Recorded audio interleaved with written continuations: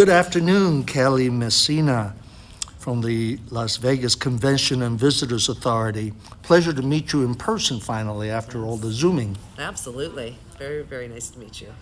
Well, very happy to be in your city. It's lovely as usual. I know you look after travel. I'll let you describe it, what your role is. Sure. My team, my small but mighty team, we oversee the domestic travel industry. So that includes your travel advisors all around the United States, our third-party partners, tour operators, OTAs, online travel agencies. Those are our people, and we take care of them.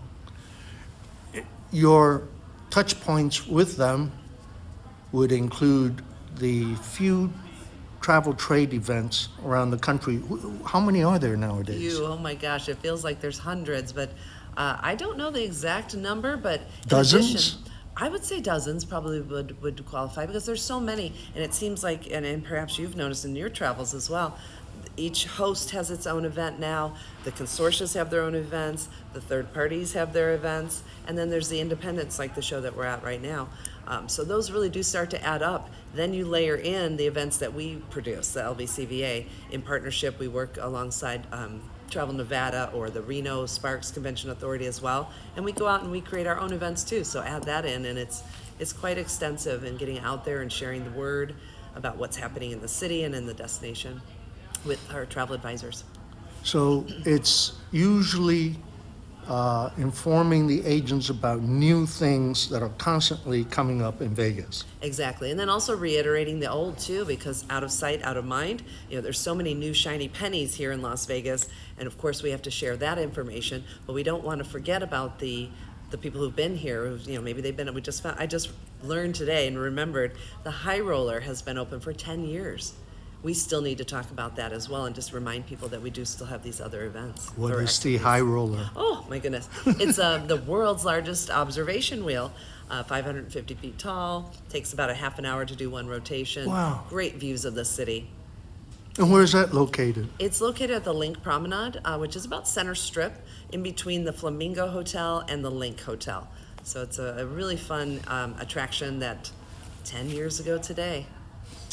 And you have a relatively new golf attraction. Yes, perhaps you experienced it while you were here on your visit.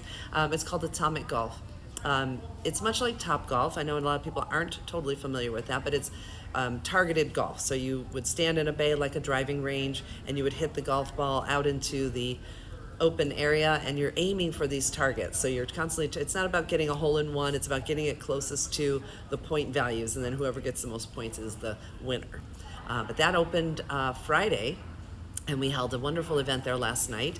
Got to see the sun setting over the mountains as you're hitting the golf balls. It was a perfect night. The Sphere, of course, was the big thing in the last 12 months. In that, I presume it's just growing in leaps and bounds. It just gains in popularity, and I think it first, not opened, but it first unveiled itself on the 4th of July. And from that moment on, the Instagrams, the Facebook posts, just the interest around learning what could possibly be inside. If the outside is so magnificent, what's the inside like? And now that it's open to the public and you're able to go and see concerts as well as the Sphere experience, people are just blown away by the technology. There's nothing else, literally nothing else like it in the world.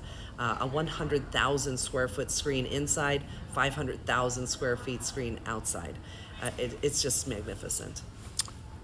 What is coming up that's for the next 12 months? You don't have a Super Bowl Nope. again? Yeah, we rest now. No. We move on to the next big thing. Formula One was here last year, our first year. We kind of didn't really know what to expect, but now that we have one under our belt, we're really ready for Formula One to come back in November, and it'll be back again in 25 as well. But the packages have just gone out. People can start buying their tickets. And if you're not familiar with what Formula One is, it's the Grand Prix race. And what's unique about the race here in Vegas is that the course is the Las Vegas Strip. It goes through the entire middle of the city. It's a 2-mile track. And it's, twists and turns, and the car is going 200 miles per hour. It's just amazing. I got to experience it firsthand for the first time myself, and I was so proud of the city and how well the event went off. So this year, it's just going to be even better. Property-wise, I think things are fairly stable for any new openings in the next 12 months. Nothing that I'm aware of in the next 12 months, but we did have 2 hotels that opened just 2-3 months ago. We had the Durango Station, smaller off-strip property, but I love talking about it because it's close enough to the strip that you could stay there and come to the strip, attend a hockey game, a football game, or some other major event, and then escape away to a little bit off the strip if that's you don't like to be right in the center of things. The second one is the Fontainebleau Las Vegas. Amazing Yes. story behind that. It was set to open back in 2008, 2009, and I think we all can go back in our memory banks and remember what was going on at that time. The economy was going through some turmoil. That property got caught up in it, and it shuttered. The construction stopped, financing dried up, property sold 3 times over. Oh, wow. Back into the hands of the original developer, the Turnberry and Associates developers. So they finished the project finally after about 16 years and opened the doors in December of 23. And it's a gorgeous property. What a High-end luxury. brand. Certainly for baby boomers, the Gen Z and millennials I probably agree with wouldn't that. recognize the name. Exactly, and when you walk on property, you do get that feel. It's a much more mature property, very luxurious. But we have other luxury properties that do gear themselves much more towards the millennials and the Gen Zs. But Gen Xers like myself and beyond, they probably would appreciate the Fontainebleau and its simplicity and elegance. In the past, post-COVID, which markets in the U.S. has Vegas seen the largest growth from?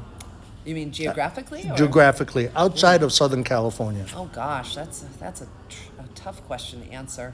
I don't know that we've seen much shift since the pandemic. I don't think we've seen one market suddenly become bigger than it was pre-pandemic.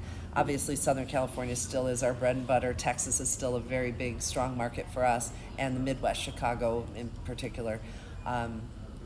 East Coast, we're still working on that. I feel like when I go East Coast and I say, "Have you been to Vegas?" I meet more people who've never been here, which is shocking to me. Yeah. Whereas you go to California, like, "Oh yeah, I go there every other month," it seems. But yeah, those are probably the markets that we see the most from.